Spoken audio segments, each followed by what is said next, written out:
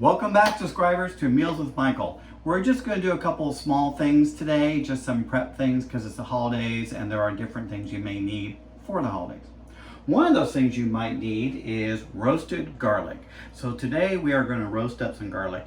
You can use roasted garlic as is, as a little appetizer for people, served with toast points. You can spread it on sandwiches if you want. You can mash it up and put it into different sauces and sautés. If you don't want just raw garlic that cooks, you can use roasted garlic. So that's what I'm doing today. I'm roasting a couple of garlic heads, and I'm going to be using this later in a savory dish. So what do we have? Well, garlic, of course. So we have 2 heads of garlic that I peeled off the paper, and you're leaving the skins on, and just cut the tops. And really it's about a quarter inch to half inch that you pretty much cut off the tops to get most of that garlic exposed.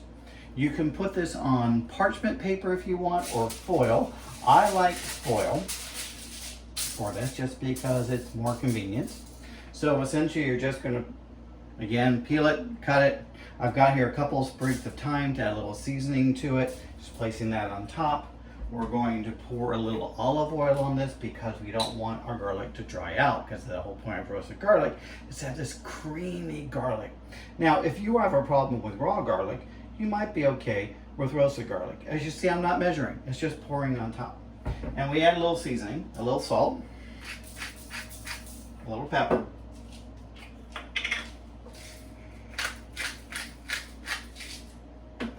bring that up. Now, if you're using parchment paper, you'll need to tie it with something like twine, but foil makes a great packet because essentially you're roasting it in there and the steam. So we'll do our second one. Again, a little bit of foil, some thyme, our garlic head that we've cut the tops off, we've peeled. It doesn't want to stay on that thyme. Smash that down a little bit. Add a little bit of oil to it. Salt, pepper, and packets. Now you could put this on a baking sheet if you want, and if you're using parchment, I would recommend a baking sheet for it. But since I'm using foil, I'm going to put this right in the rack of my 400-degree oven, and this is going to roast for about an hour. Then we're going to take it out. We have this creamy garlic. You could serve it right away because it's hot and everything, or I'm just going to let it cool a little bit so I can use it later in another dish, and we'll show you the finished result of the roasted garlic in a few minutes. See you in an hour, but in social media time, blink of an eye. Be right back. Okay, so our garlic bulbs have been roasting for an hour. Depending on the size of your garlic and how hot your oven has been in there, you could do probably a little bit less, but I like an hour. We're going to open these up. The steam is coming out. Smells good.